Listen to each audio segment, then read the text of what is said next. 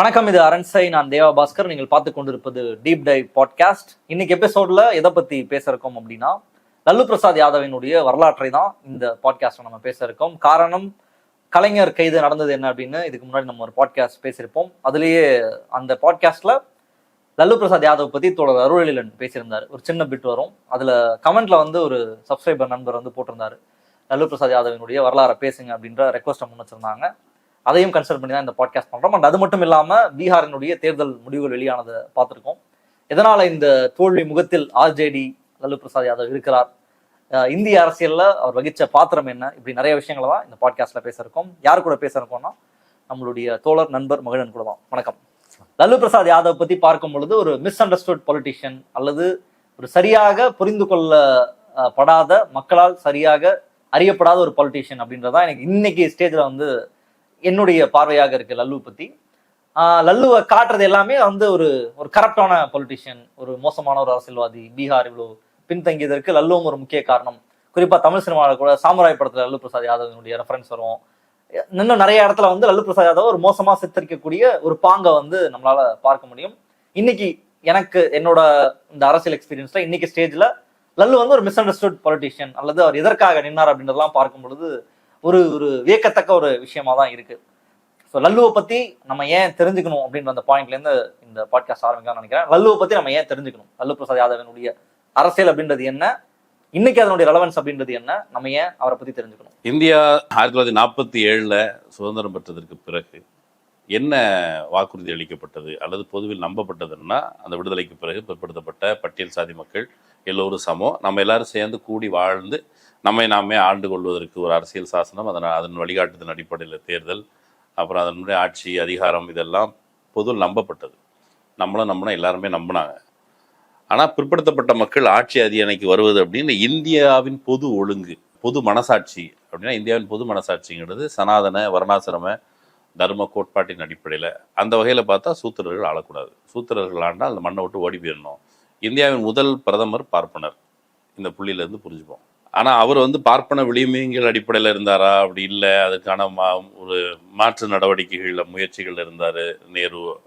ஆனால் அவரை குறித்து அம்பேத்கர் ஒரு இடத்துல குறிப்பிடுறாரு, வடக்கு பிற்போக்கானது, தெற்கு முற்போக்கானது. வடக்க ஒரு பிரதமர் வந்து ஆட்சியர் அன்னைக்கு ஏறும் பொழுது பார்ப்பனர்கள் கூட தண்டத்தை வச்சிருந்தாரா இல்லையா அப்படின்னு ஒரு கேள்வி எழுப்பினார்.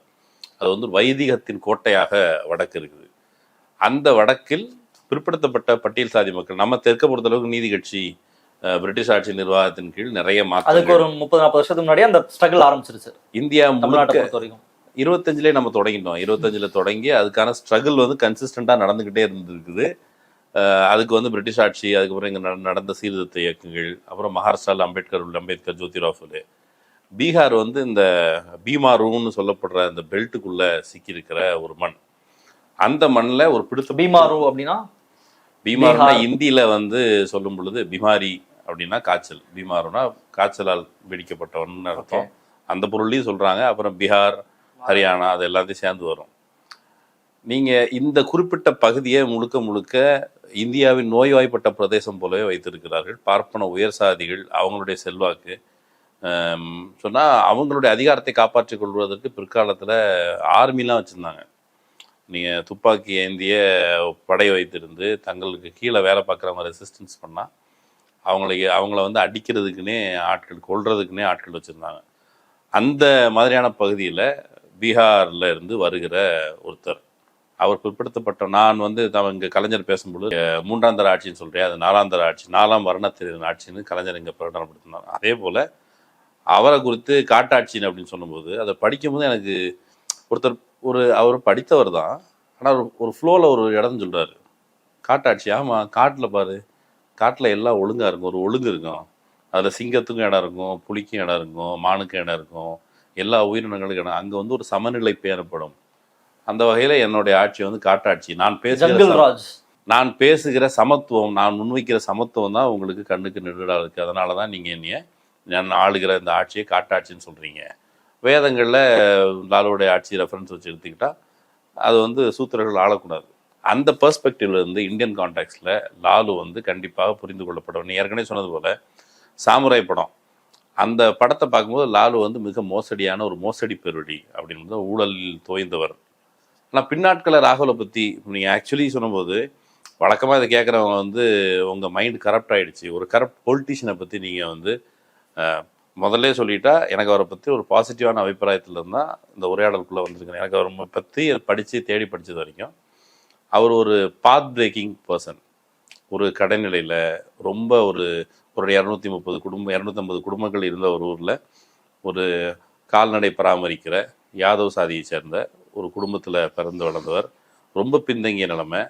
ஒரு இடத்துல சொல்கிறாரு, சில நேரம் போட்டுக்கிறதுக்கு இன்னொரு மாற்று ட்ரெஸ் இல்லை அப்படிங்கிற பொழுது ட்ரெஸ்ஸு நனைஞ்சிருச்சுடா அவங்க இந்த தீ பக்கத்தில் கூப்பிட்டு போய் அவங்க அம்மா காய வச்சு திரும்ப அப்புறம் படுக்க வைப்பாங்க. இப்படி நீங்கள் சொல்கிற சோ கால்டு ஒரு பெரிய ஒரு ஆடம்பரமான வாழ்க்கையை வாழ்ந்ததில்லை.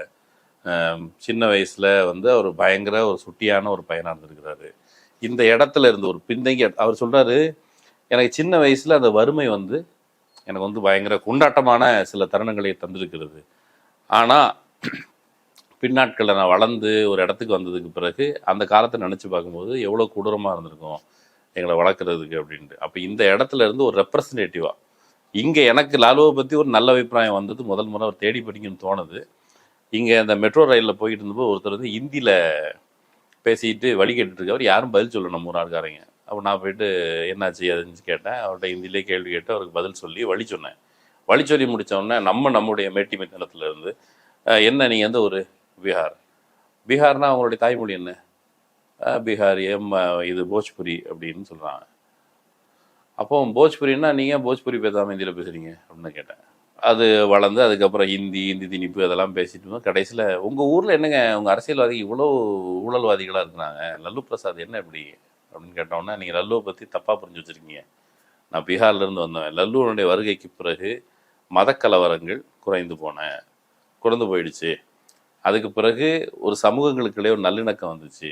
நாங்கள் முதல் முறையாக செல்ஃப் ரெஸ்பெக்டபுளாக ஃபீல் பண்ண தொடங்கணும் அப்படின்னு சொன்னாங்க. எனக்கு அதுக்கு மேலே என்ன பீகார்லேருந்து வர்ற வருஷன் வேறு மாதிரி இருக்குது. இவ்வளோ மட்டும்தான் எனக்கு கிடைச்ச வருஷன். சமுராயில் ஒரு லல்லுவை பார்க்குறோம், ஒரு மெட்ரோ ட்ரெயினில் பீகாரி ஒருத்தர் பேசும்போது லல்லுவை பார்க்குறோம். பீகாரில் லல்லுவோடைய வளர்ப்பை பற்றி பேசுனீங்களா, அவர் எப்படி வளர்ந்தார் அப்படின்றது. லல்லு பிரசாத் யாதவ் ஒரு ஓபிசி சமூகத்திலிருந்து வராரு. நீங்களும் சந்தோஷ்குமார் திவாரியை இன்டர்வியூ பண்ணியிருப்பீங்க, நானும் பண்ணியிருக்கேன். பீகாரின் தமிழ்நாடுன்னு ஒரு பாட்காஸ்ட். அவரை பற்றி இன் ஜென்ரல் ஒரு பீகார் லைஃப் ஸ்டைல் அப்படி அங்கேருந்து தமிழ்நாடு அந்த ஜேர்னி பற்றி நான் அவர்கிட்ட கேட்டிருந்தேன். அவர் இன்ஃபேக்ட் அவர் வந்து யாதவ் கூட கிடையாது, அவர் இன்னும் உயர் சாதின்னு சொல்லப்படக்கூடிய ஒரு சாதியிலிருந்து வராரு. அவருடைய நிலைமை என்ன அப்படின்றதையும் ரொம்ப விவரிச்சிருந்தார். அவரோட நிலைமையே அப்படி இருக்கும்போது ஒரு ஓபிசியுடைய நிலைமை. அவர் வந்து ஒரு லேண்ட் குறைவா இருக்கிற ஒரு பார்ப்பன சாதியை சேர்ந்தவர். ஆனா எந்த ஒரு ஏழை பார்ப்பனராக இருந்தாலும் அவங்களுக்கு ஒரு சோசியல் கேபிட்டல்னு ஒன்று உண்டு. அவங்க அவ்வளோ சோசியல் கேபிட்டல்லாம் இருந்தும் பீகார்ல இருக்கிற பார்ப்பன நிலைமை அப்படின்னு சொன்னா, நீங்க இந்த யாதவ் சாதியை சேர்ந்தவர்கள், அதுக்கு கீழே போக எக்ஸ்ட்ரீம்லி பேக்வர்ட் கம்யூனிட்டிஸ், இன்னும் கீழே போக பட்டியல் சாதியினர், அவங்களுடைய பாடுகள் என்னவா இருந்திருக்கும். இது முதல்ல தேடி படிக்கும் பொழுது நான் ரொம்ப முன்னாடி லக்ஷ்மண்பூர் பதானி தோலா மெசாக்கர், பட்டியல் சாதியினர் மீது நிகழ்த்தப்பட்ட வன்முறைகள் குறித்து தேடி படிக்கும் போது தான் பீகாரை பற்றி முதல்ல நான் படித்த ஒரு பேம்ப்ளெட். ஐ திங்க் பியூசிஎலோ யாரோ ஒருத்தங்க, பியூசிஎல் அல்லது சிபிஎம்எல் லிபரேஷன், அவங்க வெளியிட்டிருந்த ஒரு உண்மை அறியும் குழு அறிக்கை. அதில் டீட்டெயில்டாக என்னென்ன நடந்தது, விவரங்கள், எவ்வளோ கொடூரமான கொலைகள் நடந்தது. ரன்வீர் சேனாங்கிற ஒரு அமைப்பு, பிரம்மேஸ்வர் சிங் அவர் முக்கியம்னு சொல்கிறாங்க. அவன் எவ்வளோ பெரிய டெரர் ஃபேக்டராக இருந்தான், எவ்வளோ தலித்துகளை கொன்னான், யார் கேள்வி கேட்குறவங்க எதிர்த்து கேட்குறவங்க யாரோட ஒருவேளை நக்சல் மூமெண்ட்டோட கம்யூனிஸ்ட் மூமெண்ட்டோட இணைஞ்சிருக்காங்கன்னா அவங்கள பண்ண கொலைகள், இதெல்லாம் படிக்கும்போது தான் பீகார் என்னடா அவனுக்கு காட்டு முன்னாடி பேரலாக இருக்கிறாங்க, அவ்வளோ மட்டும்தான் இங்கேருந்து நம்ம பார்க்கும்போது அபிப்பிராயம். ஆனால் அங்கே உள்ளிருந்து அவங்க படுகிற பாடு, ஐ திங்க் NH-19 நினைக்கிறோம், இந்தி படம், அனுஷ்கா சர்மா ப்ரொடக்ஷனில் வந்த படம். அது ஹரியானா அந்த பகுதிக்கு போகும். அதில் ஒரு வார்த்தை வந்து அனுஷ்கா சர்மா வந்து, என்ன இந்த ஊரில் வந்து ஜனநாயகம் எல்லாம் எங்கே அந்த ஊருக்கு வரலையா அப்படின்னு கேட்டபோது அந்த ஒரு போலீஸ்காரருடைய வசனம் ஒன்று உண்டு. ஏம்மா இன்னும் எங்கள் ஊரில் பைப்பில் தண்ணியே வரலாமா, ஜனநாயகம்லாம் ரொம்ப தூரம், பஹத் தூர் கி பாத் ஹை, டெமோக்ரஸி சப் தூர் கி பாத் ஹைன்னு சொல்லுவாங்க. அது வந்து ஒரு பாசிங்கில் ஒரு டயலாக். அப்படி தான் பீகார் இருந்திருக்கு. அந்த பீகார் பின்னணியில் வந்து இன்னொன்று எப்படி வராரு, அந்த பீகார் பின்னணியில இருந்து எப்படி லாலு ஒரு பகுதி மட்டும் வராரு. அவர் ஏன் ஒரு ஸ்டார்னு எனக்கு பட்டார்னா, கலைஞர் குறித்து தேடி படிச்சுட்டு இருந்தேன். கலைஞர் குறித்து தேடி படிச்சுட்டு இருக்கும்போது கலைஞர் சென்னையில் நடத்த ஒரு பாதுகாப்பு கவுன்சில் கூட்டத்தில் வந்து அத்வானியோடைய ரத யாத்திரைக்கு முன்னால் அத்வானி பீகாருக்கு வந்தால் அவரை நான் தூக்குவேன், அவரை நான் அரெஸ்ட் பண்ணுவேன்னு சொல்லிட்டு, எந்த அத்வானியை தூக்குவேன்னு சொல்லிட்டு போனது வந்து எவ்வளோ பெரிய விஷயம். அந்த சமயத்தில் ரத யாத்திரை சமயத்தில் மிகப்பெரிய லீடர்னு அறியப்பட்டவர், இந்தியா முழுக்க டிராவல் பண்ணிட்டு அந்த டைம் அத்வானி அந்த பகுதியில் ஃபுல்லாக ட்ராவல் பண்ணார், இங்கே வரல. அப்போ வந்து அது அந்த சமயத்தில் தூக்குவேன்னு சொன்னார். இன்னொன்று ராம்கே நாம் படத்தில் ஒரு பகுதி பிட்டு வரும், அதில் லல்லு பிரசாத் யாதவ் வந்து பேச ஒரு ஸ்னிப்பட் உண்டு. அதில் அவர் பேசுவார், நீ வந்து யாருக்காக நீ வந்து இந்த கலவரங்கள் தூண்டி விட்டுட்டு இருக்க, மனுஷங்க இல்லைன்னா யார் வந்து கோயிலில் பூஜை பண்ணுறது, மசூதியில் தொழுகை நடத்துறது, தேவாலயத்தில் யார் பிரார்த்தனை பண்ணுறது, மனுஷங்களுக்காக தான் எல்லாம். இந்த ரத்தம் ஓடுறத நான் ஒருபோதும் அனுமதிக்க மாட்டேன். இது எல்லாமே அவரை பற்றி அங்கங்கே கட்டில் பார்த்தா ஒரு கிளிம்ஸ். இப்போ அவரை பற்றி தேடி படிக்கணும் அப்படிங்கிற பொழுது தான் அவரை குறித்து தேடி படித்தா பிரமிக்கத்தக்க வகையில் அவரை வந்து இந்தியன் கான்டெக்ட்ல நம்ம ரொம்ப ரொம்ப மாரல் ஹை வேல்யூஸ் வச்சுக்கிட்டு நம்ம தலைவர்களை பார்க்குறோம். நம்மளிருந்து தான் தோன்றுகிறார்கள். இந்த சமூகம், இந்த கட்டமைப்பு எப்படி இருக்குதோ அதுக்குள்ளே ஸ்ட்ரகிள் பண்ணி அதில் சர்வைவாக முயற்சி பண்ணிக்கிட்டு இருக்கிறாங்க. ஆனால் ஒரு காலகட்டத்தில் என்ன நடக்குதுன்னு கேட்டால், எப்போதுமே இந்த சமூகம் வந்து அவங்கள கைவிட்டுருது. நான் உன்னை கைவிட்டு விடுவேன் அப்படிங்கிற உத்தரவாதத்தோடு வர்றவங்கள வந்து நம்ம ஒரு மாரல் ஹை ஸ்டாண்டர்ட் வச்சுக்கிறோம். ஆனால் யதார்த்த வாழ்க்கையில் அப்படிலாம் எதுவும் ஸ்டாண்டர்ட்ஸை வந்து ஃபாலோலாம் பண்ணுறதில்ல. இப்போ டேக்ஸு, ஊழலை பற்றி பேசுகிற இந்தியாவின் பெரும்பான்மை மக்கள், ஊழலை பற்றி பேசுகிற மக்கள், யாராவது டேக்ஸு ஃபைல் பண்ணுங்கிற பொழுது அவங்க வந்து பெரும்பாலும் என்ன பண்ணுறாங்கன்னா, எப்படியாவது இந்த டேக்ஸை குறைக்கிறதுக்கு என்ன பண்ணுமோ எல்லாரும் பண்ண தான் செய்கிறாங்க. க்யூவில் நிற்கிறதுக்கு மிடில் கிளாஸ், ஊழலை பற்றி அதிகம் பேசுகிற மிடில் கிளாஸ் வந்து க்யூவில் நிற்கிறதுக்கு வலிச்சு போய் எங்கேயாவது காசு கொடுத்து இந்த வேலையை சீக்கிரம் முடிக்கிறதுக்கு என்ன பண்ணலாம், இதெல்லாம் பண்ணிகிட்டே தான் இருக்கிறாங்க. அப்போ இந்த மாரல் கம்பாஸில் வச்சு தான் லல்லுவை பார்க்கணுமானா அப்படி இல்லை. நீங்கள் லல்லுவை புரிஞ்சுக்கணுன்னா, வீட்டுறதுக்கு வாழ்கிறதுக்கு இடம் இல்லாமல் அங்கே பார்ப்பனர்கள் வீட்டுக்குள்ளே யாதவும் நுழைய முடியாது. நீங்கள் ஒருவேளை ஒரு யாதவ் சாதியை சேர்ந்தவர்கள் பால் போட போகணும் அப்படின்னு சொன்னால் வீட்டுக்கு வெளியில் ஒரு பானையை வச்சுருப்பாங்க. அந்த பானையில் நீங்கள் பால் ஊற்றிட்டு போகணும். நின்ன இடத்துல தண்ணி ஊற்றி கழுவாங்க. அந்த மாதிரியான ஒரு சூழலில் இருந்து வர்ற ஒரு யாதவர், ஒரு பட்டியல் சாதியை சேர்ந்தவர்கள், பீகாரில் வாழ்ந்த அவங்களுடைய வாய்மொழியாக கேட்டால் ராகுல் இவரை புரிஞ்சிக்கலாம். அவர் எமர்ஜ் ஆகிறது எப்படி, அவருடைய பின்னணி அப்படின்றது என்னவா இருந்தது? நீங்கள் தொடக்கத்தில் சொல்லும்போது ஒரு எளிய பின்புலத்திலிருந்து வராரு, ஒரு வறுமையான சூழலேருந்து வராருன்னு சொன்னீங்க. அதுலேருந்து நம்ம போகலாம். அந்த வறுமையான சூழலுக்கான பின்னணியும் சேர்த்து பீகாரை பொறுத்தளவுக்கு இந்தியாவில் நான் ஏற்கனவே சொன்னது மாதிரி விடுதலை முடிஞ்ச அந்த காலகட்டத்தில் நிலத்தை பகிர்ந்து கொடுப்பது அப்படிங்கிறதெல்லாம் இருந்தது. ஆனால் ஆதிக்க சக்திகள் இந்தியாவில் தமிழ்நாட்டில் இருந்த பண்ணையார்கள் போலவே யாருமே அதிகாரத்தை தானே விட்டு கொடுக்க மாட்டாங்கல்ல, அதை விட்டு கொடுக்க தயாரில்லை. பீகார் அந்த பகுதியில் இருந்தும் விட்டு கொடுக்க தயாரில்லை. அப்போது எங்களுக்கு ப்ராமிஸ் பண்ணப்பட்ட சுதந்திரத்தை எங்கே யாரா வச்சுருக்கீங்க அப்படிங்கிற கேள்வியோட அங்கே இருக்கிற மக்கள் மத்தியில் கொஞ்சம் கொஞ்சமாக கான்ஷியஸ்னஸ் வருது, கிளர்ச்சிகள் வருது. இந்த கிளர்ச்சிகளின் வழியாகத்தான் ஒரு காலகட்டத்தில் என்ன ப்ராமிஸ் பண்ணது எதுவுமே வரல அப்படிங்கிற பொழுது தான் இந்த ஜேபி மூமெண்ட் மாதிரியான மூமெண்ட்ஸ் தோன்றுறது. அதில் வர கரப்ஷன், நிர்வாக முறைகேடு, இது குறித்துலாம் நம்ம கேள்வி எழுப்பணும் அப்படிங்கிற சூழலில் தான் அங்கே ஒரு பெரிய கிளர்ச்சியோ புரட்சியோ அப்படி வெடிக்குது. இந்த பின்னணியில் ஒரு பாட்னா பல்கலைக்கழகத்தில் வந்து படிக்க வருகிற லல்லு எந்த பின்னணியிலேருந்து வர்றாருன்னா, அவர் வந்து நான் கிராமத்தை பற்றி சொன்னேன், கிராமம் ரொம்ப பின்தங்கிய கிராமம். அவர் வந்து எந்த அளவுக்கு பின்தங்கிய கிராமம், லாலுவுக்கு பேய் பற்றிய நம்பிக்கை இருந்திருக்கு. கிராமத்தை பற்றி சொல்லும்போது அவர் தனக்கு பேய் பற்றிய நம்பிக்கை இருந்திருக்கு. ஒரு நாள் காட்டுக்குள்ள அப்படியே நடந்து போனாராம். நடந்து போயிட்டு இருக்கும் பொழுது போயிட்டு திரும்ப வந்துட்டார். திரும்ப வந்து வீட்டுக்கு வந்து பார்த்தா அவருடைய கூட வந்து 2 நண்பர்கள் நடந்து வந்திருக்காங்க. அந்த 2 நண்பர்கள்ட்ட வந்து கேட்டால் அவங்க வந்து, டேய் நாங்கள் நைட்டெல்லாம் அங்கே தூங்கிட்டு இருந்தோம்டான்னு இருக்காங்க. என்னை வந்து ஒருத்தர் வீட்டுக்கு போகணும் வழிகாட்டினாரு, அவர்கிட்ட போய் கேட்டால் சத்தியம் பண்ணி சொல்கிறேன் நான் அந்த இடத்துக்கு வரவே இல்லை. அப்போ உங்கள் அம்மா போய் சொல்லியிருப்பாங்கன்னு நினைக்கிறேன். நம்ம படிக்கும்போது நம்ப முடியல. அவர் என்ன சொல்கிறாரு, எனக்கு இப்போ வரைக்கும் அது புரியலை. 2 நண்பர்கள் வீட்டில் தூங்கிட்டு இருக்கிறாங்க, ஒரு சாமியார் வந்து வீட்டுக்கு போகணும்னு சொல்கிறாரு. அப்போ அந்த சாமியார் வந்து என்னைய வந்து வழிகாட்டுறதுக்கு, என்னை தப்பிக்க வைக்கிறதுக்கு, அது வந்து கிரெமேஷன் கிரவுண்ட் நினைக்கிறேன், அதை நோக்கி போயிட்டு இருக்கிறார். என்னை காப்பாற்றுறதுக்காக ஒருத்தர் சொல்லியிருக்காரு. அந்த பாபா பேர் வந்து தப்பேசார் பாபா. அந்த பாபாவுக்கு எப்பவும் தப்பேசார் பாபாங்கிறவர் சொல்லியிருக்கிறாரு. அதை கேட்டு தப்பேசார் பாபா மட்டும் இல்லை, அவர் வந்து தப்பேசார் பாபா உருவத்தில் பராம் பாபா அப்படிங்கிற நபர் வந்து உனக்கு வந்து வழிகாட்டியிருக்காரு உன்னை காப்பாற்றுறதுக்கு. அதை வச்சுக்கிட்டு, அதை மனசில் வச்சுக்கிட்டு அவர் முதலமைச்சராக இருந்தபோதும் சரி, கடைசி காலம் வரைக்கும் தன்னுடைய சொந்த ஊருக்கு போனால் அவர்கிட்ட போய் ஒரு கும்பிடு போட்டு வருவாராம். அப்படியான நம்பிக்கைகள் கொண்டு வந்திருக்கிறாரு. அவருக்கு வந்து ஊரில் மாடு இருக்குல்ல, அவர் சின்ன வயசில் எப்படியான ஒரு ஃபீச்சர்னா, மாட்டில் எரும மாடு இருக்குது, எரும மாட்டில் ஏறணும். எல்லாரும் பின்னல் வழியாக அப்படி ஏறுவாங்கன்னா இவரது கொம்பை பிடிச்சி இப்படி நிற்பாராம். மாடு இப்படி ஃப்ளிப்பு பண்ணுவான், பின்னாடி போய் உட்காந்துட்டு வரான்.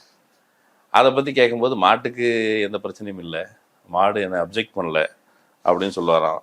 பள்ளிக்கூட காலங்களில் வந்து லோகா சிங்னு ஒரு என்ன சொல்கிறது மிமிக்ரி ஆர்டிஸ்ட், அவர் வந்து பீகார் ரேடியோவில் வந்து நாடகங்கள் அதெல்லாம் நிகழ்த்துவாராம். அந்த நாடகங்கள் மேலே அவருக்கு ஒரு நாட்டம். பள்ளிக்கூடத்துக்கு போய் படிக்கணும் அப்படிங்கிற பொழுது ஒரு பள்ளிக்கூடத்தில் அட்மிஷனுக்கு போகும் பொழுது அந்த அட்மிஷனில் வந்து போய் உனக்கு என்ன தெரியும்னு கேட்டிருக்கேன், இவர் மிமிக்ரி பண்ணி காமிச்சிருக்காரு. இவர் அந்த இது பண்ணுவார், நல்லா ரைமிங்கா பேசுறது வந்து மிமிக்ரி. அவரை வந்து தலைவராக வச்சிருந்ததுக்கு, அந்த மக்கள் மத்தியில் செல்வாக்கு வந்ததுக்கு காரணம் அந்த சட்டையரும் மிமிக்ரி, இந்த பண்பு, இது எல்லாமே பிற்காலத்தில் அவருக்கு பயன்படுது. இப்போ இந்த மிமிக்ரிலாம் பண்ணோன்னா அவருக்கு ஸ்கூலில் அட்மிஷனும் கிடச்சிருச்சு, ஸ்காலர்ஷிப்பும் கிடைக்குது அவருக்கு. அதே போல் பிற்காலத்தில் வந்து அவர் ஒரு லா ஸ்டூடெண்ட்டாக இருந்திருக்காரு, கிளர்க்காக வேலை பார்த்துட்டு இருந்திருக்கிறாரு. கிளர்க்காக வேலை பார்த்துக்கிட்டு இருக்கும்போது தான் திரும்ப ஒரு பள்ளிக்கூடத்தில் காலேஜில் வந்து படிக்கவும் போகிறாரு. படிக்க போகும்போது அங்கே பாட்னா யூனிவர்சிட்டியில் ஸ்டூடெண்ட்ஸ் யூனியனோட லீடராக தேர்ந்தெடுக்கும். ஒரு பக்கம் அந்த காலகட்டம் அப்படின்றது எல்லாருமே ஸ்டூடெண்ட்ஸ் பாலிடிக்ஸ்ல ஆக்டிவா இன்வால்வ்டா, இந்தியா முழுக்க வெவ்வேறு வகையில் ஸ்டூடெண்ட் பாலிடிக்ஸ். நீங்கள் சமகாலத்தில் இங்கே எடுத்துக்கிட்டோம்னா இந்த பக்கம் மொழி போராட்டம் அதெல்லாம் தீவிரமாக இருந்துச்சுல, அதே ரிஃப்ளெக்ஷன் அங்கேயும் இருக்குது. அப்போ அவர் பாட்னா பல்கலைக்கழகத்தில் அவர் தலைவராக தேர்ந்தெடுக்கப்படுகிறார். தேர்ந்தெடுக்கப்பட்டதற்கு பிறகு தான் அந்த கிளர்க் வேலையும் விடுறாரு. நான் சொன்ன ஜேபி மூமெண்ட் இருக்குல்ல, அந்த ஜேபி மூமெண்ட்டுடைய தலகர்த்தரை பின்னாடி போய் பார்க்குறாரு. அவர் போய் எங்கே சொன்னாரா, என்ன சொன்னாரா, சார் நாங்கள் ரொம்ப நான் வந்து நீங்கள் சமூகத்தில் ஏதோ மாற்றம் கொண்டு வரணும்னு சொல்கிறீங்க, நாங்கள் அதுக்கு தயார். நான் சில தவறுகள் செய்வேன், நாங்கள் இந்த மக்களுடைய விடுதலைக்காக வந்திருக்கிறோம், கரப்ஷன் ஒழியணும், அப்புறம் அந்த நிர்வாக முறைகேடுகள் எல்லாம் மாறணும், எங்கள் மக்களுக்கு நீதி வேணும், நீங்கள் என்ன சொல்கிறீங்களோ செய்கிறேன் அப்படின்னு சொல்லி அந்த பகுதியில் போய் திரும்ப ஜேபியோட ஒரு ஆஸ்தான சீடராக மாறுறார். ஆஸ்தானா சீடராக மாறுறவர் எந்த அளவுக்குன்னா, ஜேபி வந்து ரொம்ப ரொம்ப நெருக்கமாக இருக்கிற. ஜேபி சொல்கிறதெல்லாம் கேட்பாராம் லல்லு. ஜேபிக்கு வந்து அவரு கொஞ்சம் ஒரு அப்பர் காஸ்ட். ஜேபி மூமெண்டோட சிக்னிஃபிகன்ஸ் அப்படின்றது என்ன, பிரீஃபா புரிஞ்சுக்கணும். ஜேபி மூமெண்ட்டை இந்தியாவில் இந்த வாக்களிக்கப்பட்ட உறுதியளிக்கப்பட்ட இந்த உத்தரவாதங்கள் வந்து நிறைவேற்றப்படலை அப்படின்னு சொல்லிட்டு ஒரு முழு புரட்சி அப்படின்னு சொல்லி ஒன்று அறிவித்து ஒரு கால் கொடுத்து இந்திரா காந்தி எமர்ஜென்சி அதை எதிர்த்து ஒரு பெரிய மூமெண்ட் நடத்துகிறாரு. அவங்களாம் எமர்ஜென்சி பீரியடில் கைது செய்யப்பட்டாங்க. முக்கியமான தலைவர்கள் அந்த நேரத்தில் எமர்ஜி ஆகிறாங்க. இந்த பக்கம் கலைஞர் திமுக ஆட்சி கலைக்கப்படுது, எல்லோரும் உள்ளே போகிறாங்க. அந்த பகுதியில் லல்லு உள்ளிட்டவர்களும் அந்த மூமெண்ட்டில் வந்து உள்ளே போகிறாங்க. அந்த மூமெண்ட்டை இனிஷியேட் பண்ணவர் ஜேபியோட அபிமானிகள் இந்தியா தமிழ்நாட்டிலையும் உண்டு நிறைய பேர். அப்படி ஒரு முழு புரட்சி அப்படின்னு அழைப்பு கொடுக்கும்போது இவரும் தன்னை ஒப்பு கொடுத்துக்கிறாரு. அந்த ஜேபியோட இவருக்கு இருக்க ரிலேஷன் எப்படின்னா, ஒரு ஃபாதர் ஃபிகர் மாதிரி. அவர் என்ன சொன்னாலும் கேட்பார். லல்லுவுக்கு கள்ளு குடிக்கிற பழக்கம் உண்டு. கள்ளு குடிக்கிற பழக்கம் இருக்க அவர் கூட இருக்கிறவங்க இந்த ஆர்எஸ்எஸ்காரங்க போய் போட்டு கொடுத்துட்டாங்க. ஏபிபி தொடர்பில் இருந்தவங்க போட்டு கொடுத்துட்டு லல்லு வந்து கள்ளு குடிக்கிறாரு, அவர் ஒழுக்கமாக இல்லை அப்படின்னோடனே லல்லு அதை பற்றி சொல்லும் பொழுது ஒரு சட்டிலான டோனில், என்னை வந்து ரொம்ப அதிகமாக கண்டிக்கலை, ஏன்னா கிவன் மை பேக்வர்ட்னஸ் சார், நான் ஒரு பின்தங்கிய கிராமத்துலேருந்து வரேன் சார், எங்கள் ஊரில் கள்ளு குடிக்கிறதுலாம் ரொம்ப சாதாரணம் சார். அங்கே மட்டும் இல்லை, நான் வந்து இந்த ஜார்க்கண்ட் முதல்ல பீகார் ஜார்க்கண்ட் எல்லாமே சேர்ந்து இருந்தது. ஜார்க்கண்ட் பகுதியில் இந்த பழங்குடிகள் இடத்துக்கு போனேன். அப்போ அங்கே போனபோது ரைஸ் பியர்னு ஒன்று கொடுத்தாங்க. சூப்பராக இருந்தது. ரைஸ் பியர்னு ஒன்று கொடுத்தாங்க. ஃபஸ்ட்டு வந்து குடிக்க தயங்கும் பொழுது அங்கே இருக்கிறவர் என்ன சொன்னார்னா, குடிக்கலை அப்படின்னு சொன்னால் அவங்கள வந்து அந்நியராக பார்ப்பாங்க, ஒரு சிப்பாதை எடுத்து குடிங்க, அப்புறம் அந்த ஊர்கா மாதிரி அதெல்லாம் கொடுத்தாங்க. அந்த மாதிரி எங்கள் கல்ச்சர் சார் அது, நீங்கள் வந்து அதை தடுக்காதீங்க சார் அப்படின்னு சொல்லும்போது, இல்லை நீ அரசியலுக்குன்னு வந்துட்டா உன்னை நிறைய பேர் கவனிப்பாங்க, நீ இந்த சிகரெட் குடிக்கிறதோ புகை பிடிக்கிறதோ இந்த வேலைகளை பண்ணாத அப்படின்னு அவர் சொன்ன உடனே லல்லு வந்து பின்னால் கைவிட்டதாக அவர் சொல்கிறார். இந்த லல்லு மெல்ல அந்த ஜேபி மூமெண்ட்டில் இருக்கும் பொழுது தான் ஆர்எஸ்எஸ்காரங்களோட பழக்கமும் ஏற்படுது. நான் ஏற்கனவே சொன்னேன்ல இந்த யூனியன் அதில் வந்து சுஷில்குமார் மோடின்னு ஒரு ஆள் ஒன்றுல, அப்புறம் ரவிசங்கர் பிரசாத், இவங்க எல்லாருமே சமகால தலைவர்கள் அங்கேருந்து எமர்ஜ் ஆனவங்க. அதே போல் நிதிஷ்குமாரும் கூட. அந்த நான் சொல்கிற ரவிசங்கர் பிரசாத் ஆகட்டும், சுஷில்குமார் மோடி ஆகட்டும், இவங்க எல்லாருக்கும் இவர் மேலே ஒரு காண்டு. என்ன காண்டு இருக்கணும், இவெல்லாம் தலைவராக வந்துட்டாங்கிற ஒரு காண்டு இருக்கும். இவருக்கு வந்து அவங்க மேலே கடுப்பாகிறதுக்கு நிறைய காரணங்கள் இருந்தது. அவர் ஒரு சம்பவம் சொல்கிறாரு. இவங்க வந்து இவரை போட்டு கொடுத்துட்டே வந்திருக்காங்க அங்கே. ஃபார் எக்ஸாம்பிள் ஜேபி வந்து ஒரு கமிட்டி போட்டிருக்காரு, ஒரு 18 பேர் கொண்ட கமிட்டி.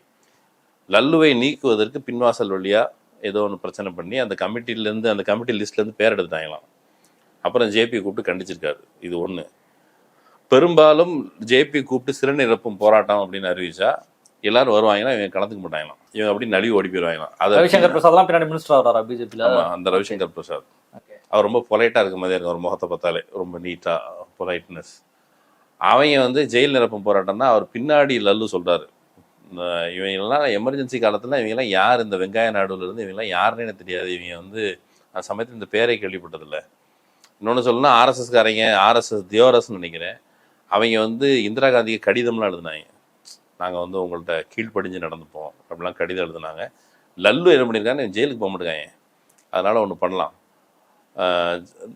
ஜேபி சொல்லிட்டாரு உடனே இல்லை ஆர்எஸ்எஸ்காரங்க இந்த ஏபிபிக்காரங்க ஒரு 14 பேரை கூப்பிட்டு போயிட்டு பூரியும் ஜிலேபியும் வாங்கி தந்துருக்காங்க. அவங்க எப்படி வந்துட்டாங்களாம். அப்படியே கூப்பிட்டு போய் போலீஸ் வண்டியில் ஏற்றி அனுப்பி வச்சுட்டாராம். பக்சார் ஜெயிலில் போய் அவங்க இருந்துருக்குறாங்க. அப்படி ஆர்எஸ்எஸோட என்னுடைய ஆரம்ப காலத்திலிருந்தே ஒரு வெறுப்பு எப்பவுமே இருந்திருக்குது.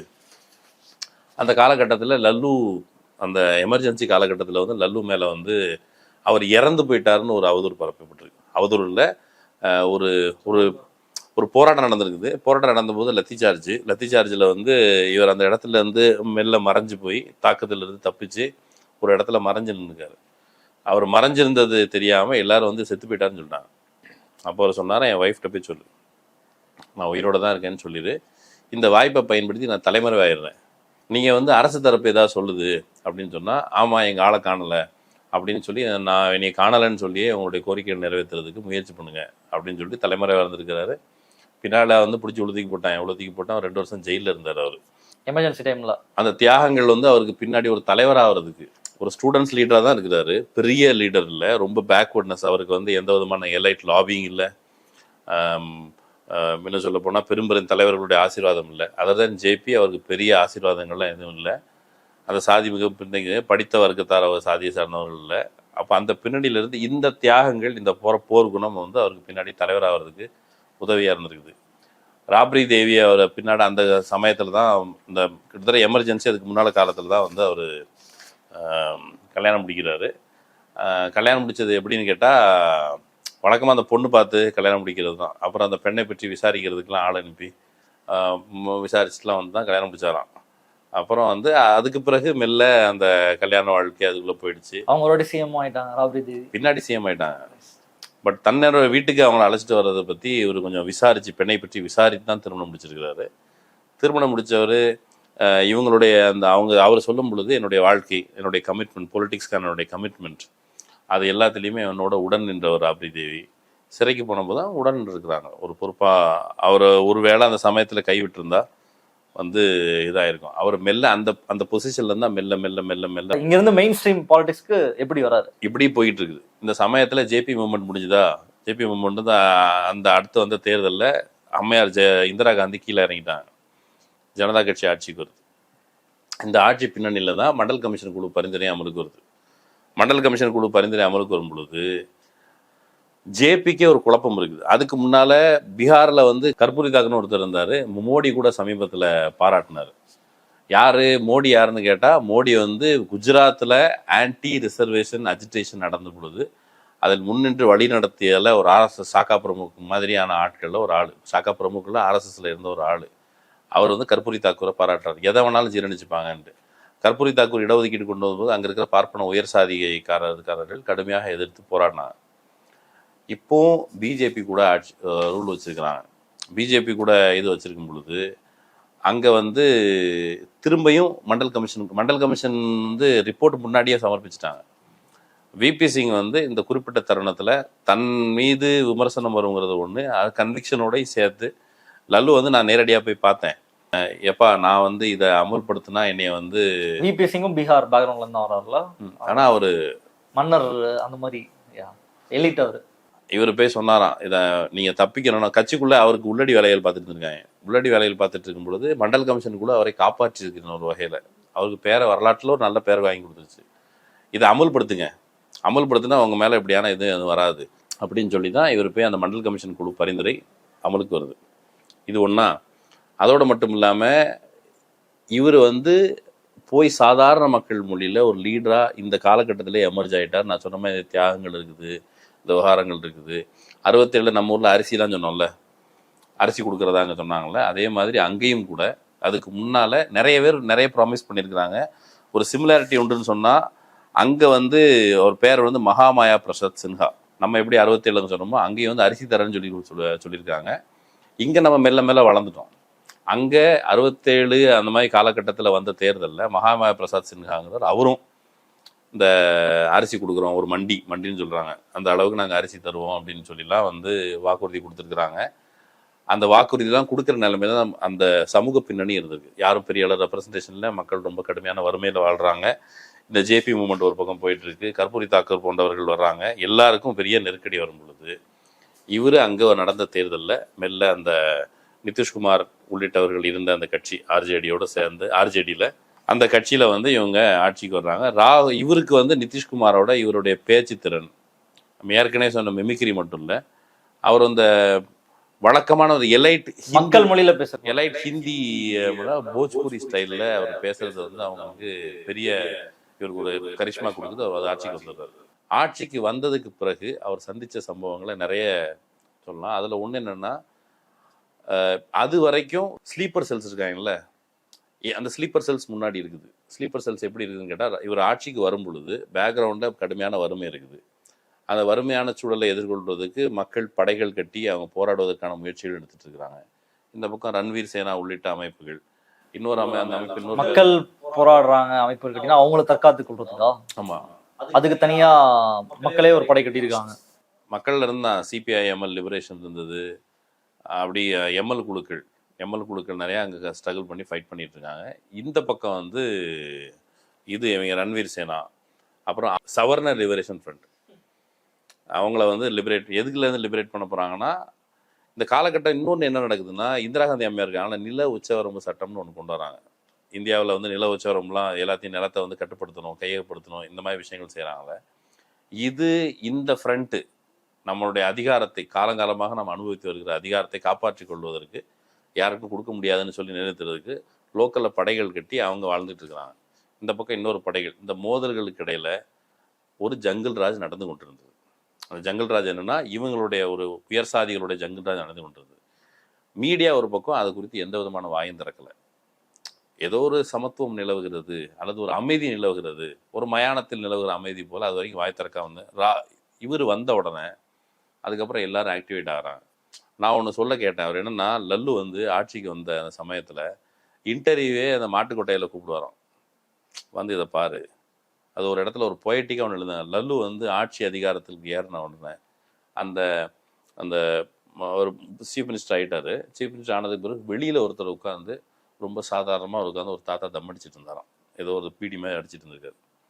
அப்போது என்னங்க பீடி அடிச்சிட்டு இருக்கீங்க அப்படின்ட்டு, எங்களை மீட்க போகிறான் வந்துட்டான், நான் நிம்மதியாக குடிக்கிறேன் அப்படின்னு. அது கொடுத்த நம்பிக்கை இருக்குது. லல்லு கடைசி வரைக்கும் சொல்கிறாரு, நான் சாலைகள் போட்டேனா, அது போட்டேனா, இது போட்டேனா, எல்லாரும் கேட்குறாங்க.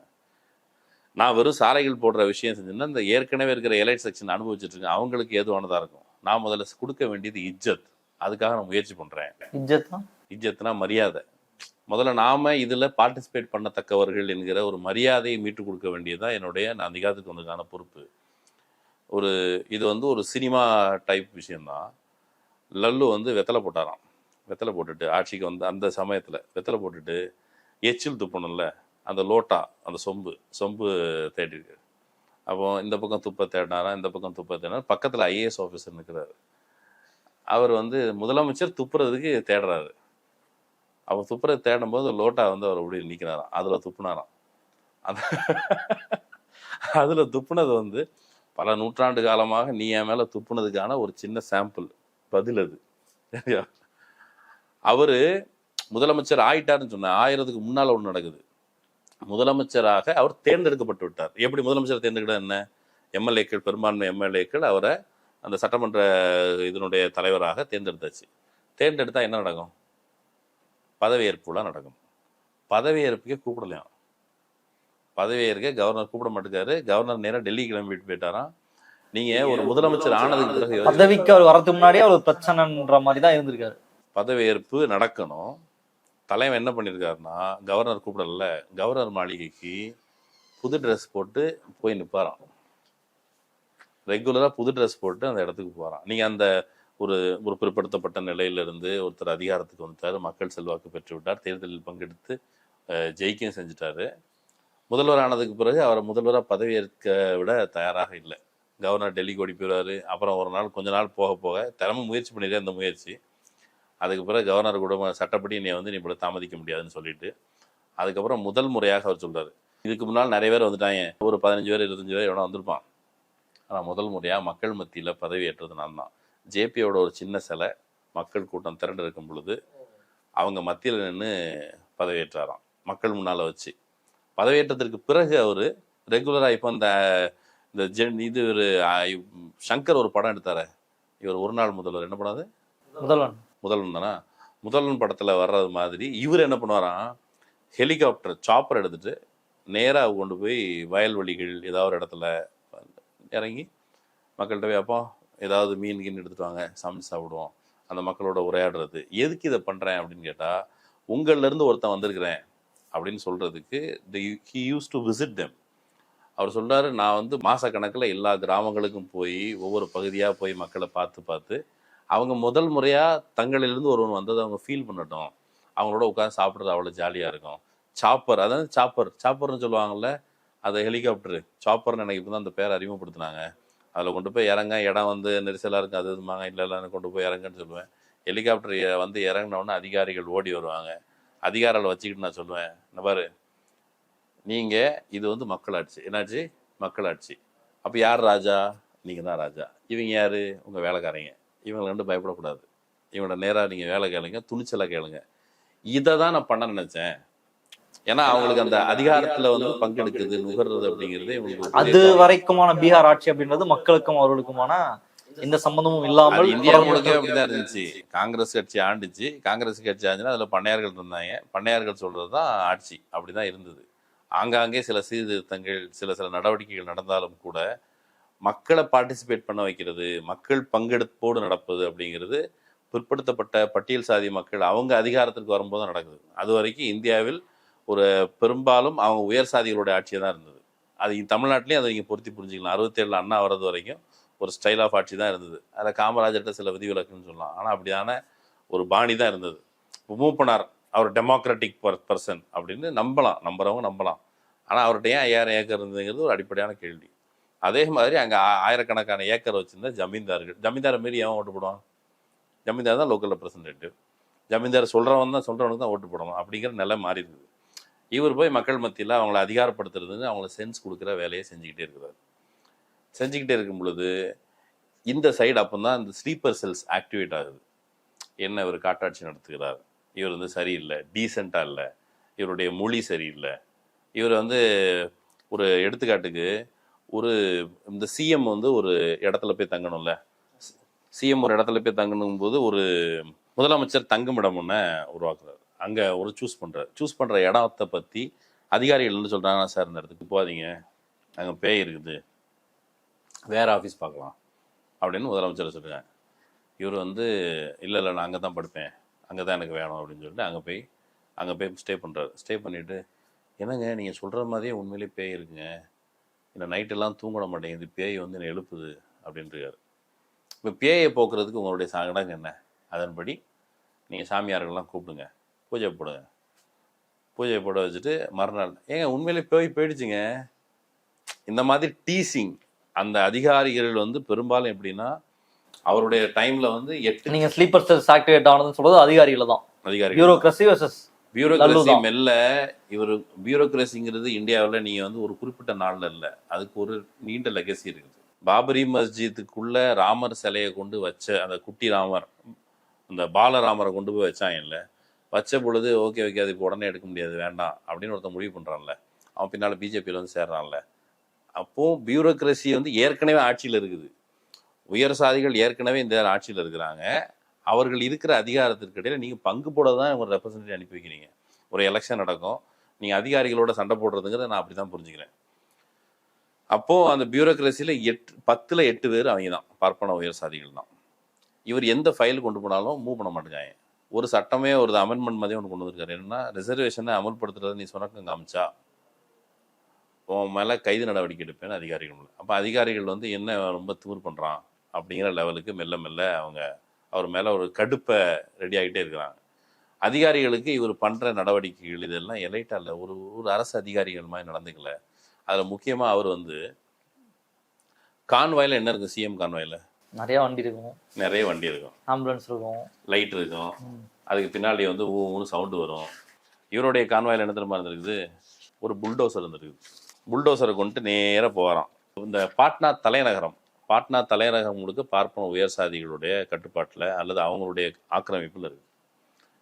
ஆக்கிரமிப்பில் இருக்கும் இவர் வந்து நீங்களே உங்களுடைய அந்த ஆக்கிரமிப்பை அகற்றிக்கோங்க அல்லது வந்து நான் எடுப்பேன் அப்படின்னு சொல்கிறார். இதை வழக்கமாக சினிமாவில் வச்சு என்ன சொல்லுவோம், நீங்கள் அந்த முதல்வன் படத்தின்படி ஆக்கிரமிப்பு போகிறாரு, எடுக்கிறாரு, ஊழல் எல்லாத்தையும் ஹீரோயிக். இவர் போயிட்டு இங்கே பாரு, எங்கள் ஆளுக்கு மாடு கட்ட முடியல, இடம் வேணும். எங்கள் ஆள் ஒருத்தன் பாரு தெருவில் படுத்து கிடக்கான், அவனுக்கு படுக்கிறதுக்கு இடம் வேணும். ரிக்ஷா ஓட்டுறவன் தெருவில் படுக்கிறான், அவனுக்கு இடம் வேணும். அதனால் நீங்கள் சட்டத்துக்கு விரோதமாக ஆக்கிரமித்து வச்சிருக்கிற இடத்தெல்லாம் கொடுத்துருக்கேன்னு சொல்கிறாரு. மாட்டேங்கிறாங்க.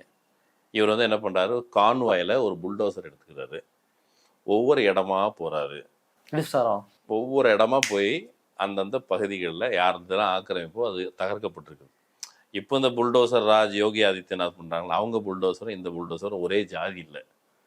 அந்த புல்டோசரோட நோக்கமும் இந்த புல்டோசரோட நோக்கமும் ஒன்றும் இல்லை. இந்த புல்டோசர் போய் அது எதுக்கு எதிராக பார்ப்பன உயர் சாதிகள் நீண்ட காலமாக வைத்திருந்த சட்டவிரோதமாக, சட்டமே கூட சட்டவிரோதம்னு சொல்கிறோம்ல, சட்டப்படி சொத்து சேர்த்து வச்சிருந்ததை வந்து ஓகே ரைட், நீங்கள் இது வரைக்கும் சேர்த்த திருடினதெல்லாம் போதும், இனிமேல் திருட வேண்டாம், எப்பா அவங்க இனிமேல் திருட மாட்டாங்க, நீங்களும் திருடாமல் நடத்துங்க ஒரு சொன்னாங்க. அதுதான் சட்டம். அதன்படியே கூட சட்டவிரோதமாக சேர்த்து வச்சிருந்த அந்த இடங்களை போய் இவர் நீக்கிறாரு. உடனே கட் அடிச்சுட்டாங்க.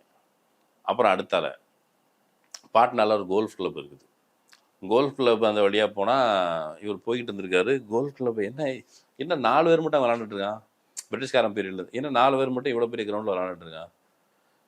நம்ம மக்களுக்கு தெருவில் படுக்க இடம் இல்லை, ரோட்டுக்கு வந்தால் போட்டு அடிக்கிறான் என் போலீஸு. ஒன்று பண்ணு, இந்த கோல்ஃப் கிளப் 2ஆக பிரி, பக்கத்தில் தான் ஜூ இருக்குது, அந்த விலங்குகளாவது சுதந்திரமாக நடமாடிட்டு போட்டோம், சஃபாரி ரெடி பண்ணு அப்படின்னு சொல்லிட்டாராம். இது 2. 3வது, ஒரு ரோட்டில் வந்து தலித்துகளுடைய கல்யாண ஊர்வலம் வந்துருக்கு, போலீஸ் அடிச்சிருக்கு. கூப்பிட்டு கேட்டிருக்காரு, எதுக்கு அடிச்சிங்கன்னு. சார் ரோட்டில் ஊர்வலம் போகிறாங்க சார், ரோட்டில் ஊர்வலம்னா அடிப்பியா? இல்லை சார், ரோட்டில் நியூசன்ஸாக இருக்குது சார். சரி, அவங்க கல்யாண மண்டபம் ஏன் போகல? சார் கல்யாண மண்டபம் அவங்கள அலோவ் பண்ணுறதில்ல சார். கல்யாண மண்டபம் அலோவ் பண்ணால் ரோட்டை தாண்டா போவான். சரி ஒன்று பண்ணு, அந்த பாட்னா கிளப் இருக்குல்ல, அந்த கிளப்பில் என்ன உயர் சாதி லைட்டிங்க தான் இருக்கிறாங்க, அது 2ஆக பிரி. 40% ஓபிசி எஸ்சி அவங்க வந்து கல்யாணம் பண்ணுவாங்க, கல் குடிப்பாங்க, பண்டிகரி சாப்பிடுவாங்க, அவங்க பாட்டு இருந்துட்டு போட்டோம், நீ அவங்களுக்கு இடம் கொடு அப்படின்னு சொல்லி நடவடிக்கை எடுக்கிறாரு. இது எல்லாமே அவங்களுக்கு காட்டாட்சியாக தோணுது. அவர் வாஸ் கன்ஃபைன்ட் டு ஓபிசி, அது அப்படி இருந்தாரா? ஓபிசி லீடரா, ஓபிசியினுடைய முன்னேற்றம் அப்படி இருந்தாரா, இல்லை பட்டியல் சமூக மக்கள் அவங்களுடைய முன்னேற்றத்திற்கும் வழிவகுத்தாரா? லல்லு பிரசாத் யாதவ் எப்படி இருந்தார்? அவர் சாதியவாதியாக இருந்தாரா அப்படின்னா, நான் அறிந்த வரையில் அவர் சாதியவாதியாக நடந்து கொள்ளவில்லை. இந்திய சமூகத்தில் இப்போ அம்பேத்கர் இருந்தார், அம்பேத்கர் மேலே இந்த கேள்வி வந்தது, அம்பேத்கர் வந்து பட்டியல் சாதிகளின் தலைவரா மகர் தலைவரா அப்படிங்கிற கேள்வி வந்தது. ஏன்னா அவர் பின்னால் மகர்கள் மட்டுமே அணிதிரள்றாங்க அப்படிங்கிற ஒரு விஷயம் வந்தது. அப்போ அவர் சொன்னார், இது என்னுடைய பிரச்சனை இல்லை, இது சமூகத்தின் பிரச்சனை, நான் மகராக பிறந்து என்னுடைய குற்றம் இல்லை, நான் நடத்துகிற அரசியல் இயக்கம் என்பது அனைவருக்குமானது, ஆனால் மகர்கள் மட்டுமே முதன்மையாக வந்து சேர்றாங்கன்னா அது நான் செய்த குற்றமா அப்படின்னு கேட்டார். அதுதான் லல்லுக்கும். லல்லு வந்து ஒரு சோஷலிஸ்ட், இந்த மாதிரியான ஒரு பீகார் பாணியிலான சோஷலிஸ்ட், அந்த டீம்ல இருந்து வராரு. வந்தவர் வந்து மக்களை அணி திரட்டுறாரு, யாதவர்கள் பிரதானமாக அவர்கள் ஆதரித்து வர்றாங்க, நம்மால் ஒருத்தன் அப்படின்னு சொல்லி. இப்போ இங்கேயும் நீங்கள் கட்சிகளில் முற்போக்கு பேசுகிற தலைவர்கள், ஃபார் எக்ஸாம்பிள் இப்போ திருமா இருக்கிறாரு, திருமாவுடைய கால் யாரு கொடுக்குறாரு? எல்லாருக்கும் கொடுக்குறாரு. ஆனால் பிரதானமாக அங்கே பறையர் சாதியை சேர்ந்தவங்க தான் பிரதானமாக அணி சேர்றாங்க.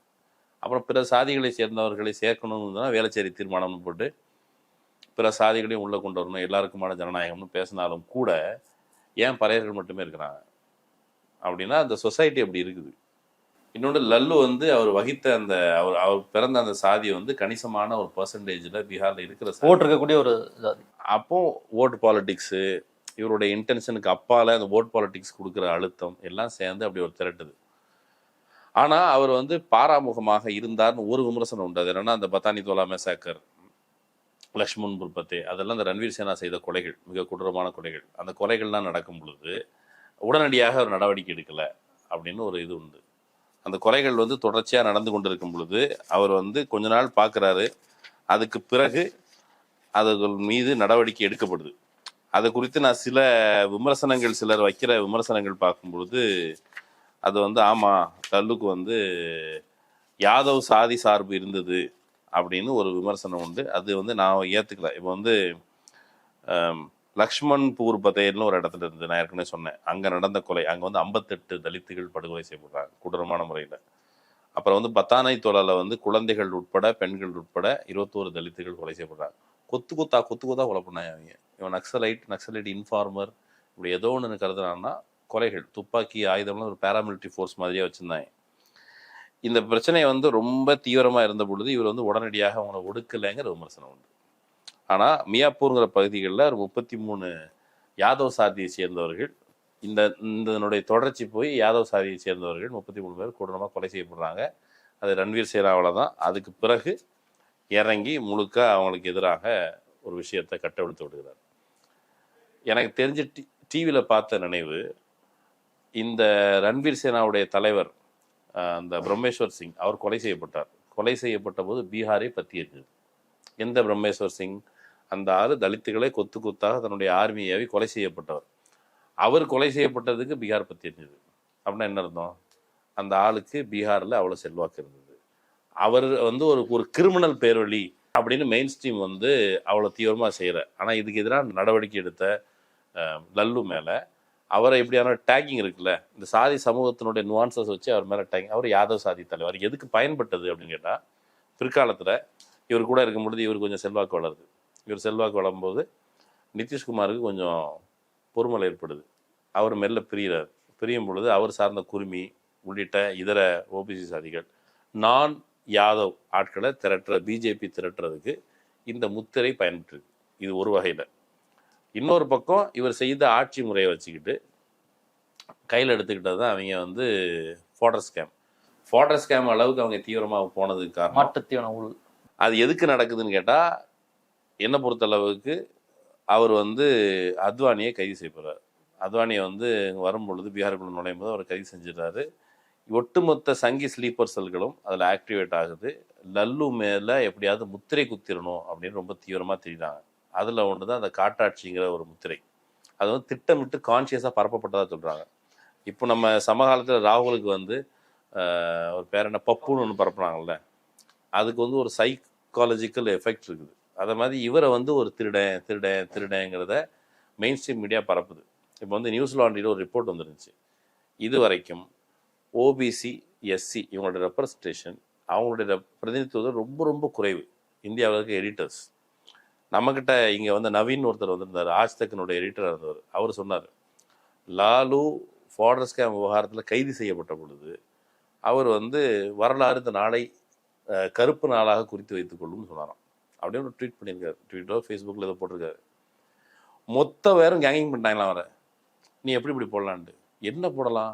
இந்த நாளை கருப்பு நாளாக குறித்து வைத்துக் கொள்ளும்னு ஏன் சொல்கிற? ஏன் என்னாச்சு? எனக்கு தோணுச்சு, ஏன்னா இந்த சிபிஐ, இந்த அதிகார வர்க்க அமைப்புகள் இதெல்லாம் பின்னாடி பேக்ரவுண்டில் இயங்குது. எப்போ ஆக்டிவேட் ஆகுதுன்னா, அவங்களுக்கு ஒரு அஜெண்டா, பேரல் அஜெண்டா இருக்குது. தேர்தலுக்கு அப்பால், இந்த விவகாரங்களுக்கு அப்பால் அவர்களுக்கு ஆர்எஸ்எஸ் பொறுத்தளவுக்கு என்ன, அவங்க இந்திய அரசியல் சாசனத்தையும் ஏற்றுக்கல, இந்த கட்டமைப்பையும் ஏற்றுக்கல. அவங்க எப்படியாவது ஒரு நீண்ட கால நோக்கில் அகண்ட இந்து ராஜ்யத்தை அமைப்பது அப்படிங்கிற நோக்கத்தோடு இருக்கிறாங்க. அரசியல் சாசனத்துக்குள்ளே இருந்தும் வெளியே இருந்தும் இப்படி ரெண்டு பக்கமாக வேலை பார்க்குறாங்க. அப்போ அதுக்கு அவர்களுடைய ஒரு அரசியல் நடவடிக்கையில் அவர் குறுக்கிட்டார். அவர் இந்த ஃபாடர் ஸ்கேமை பொறுத்தளவுக்கு அது புதுசு கிடையாது. ஏற்கனவே ஜெகநாத் மிஸ்ராங்கிற ஆள் தான் அங்கே அந்த ஆளுடைய கொள்கை பாலிசி.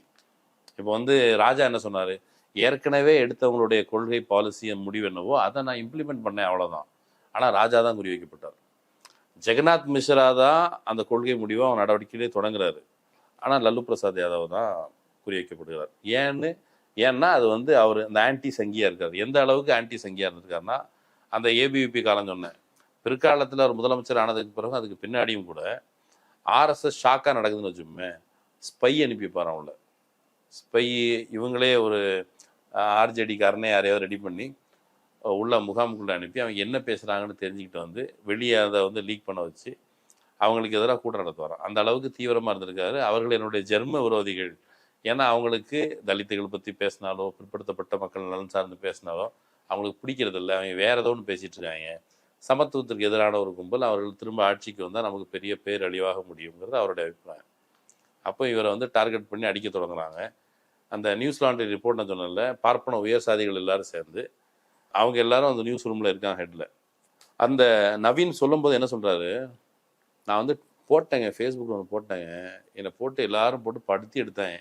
அன்றைக்கி நான் என்ன ஃபீல் பண்ணேன்னா, நான் என்ன தோணுச்சு, ஒரு பிற்படுத்த சமூகத்தை சார்ந்த ஒரு தலைவரை இப்படி வலுக்கட்டாயமாக மற்ற யாருக்கும் இல்லாத நீதி இவரை மட்டும் நீங்கள் அவசர அவசரமாக ஊழல் எதிர்ப்புங்க பேர் ஒரு கைது பண்ணுறீங்களே, இந்த நாள் கருப்பு நாள்னு போட்டேங்க.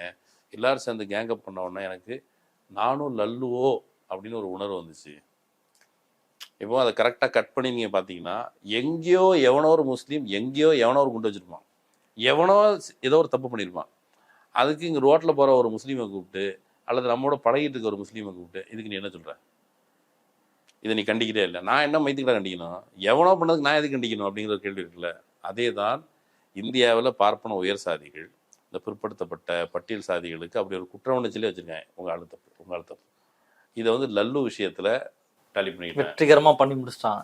ஏன்னா லல்லுடைய அதிகாரம் என்ன, லல்லுடைய சிக்னிஃபிகன்ஸ் என்னன்னு கேட்டால், மண்டல் கமிஷன் குழு பரிந்துரை அமலுக்கு வருதா, பட்டியல் சாதி மக்கள் பிற்படுத்தப்பட்ட மக்களுடைய எழுச்சி வருது, அவங்க தங்களுக்கு ஒரு அரசியல் அதிகாரம் வேணும்னு நினைக்கிறாங்க, சுதந்திர இந்தியாவில் தங்களுக்கு ஒரு மதிப்பு இருக்கிறதா கருதுறாங்க.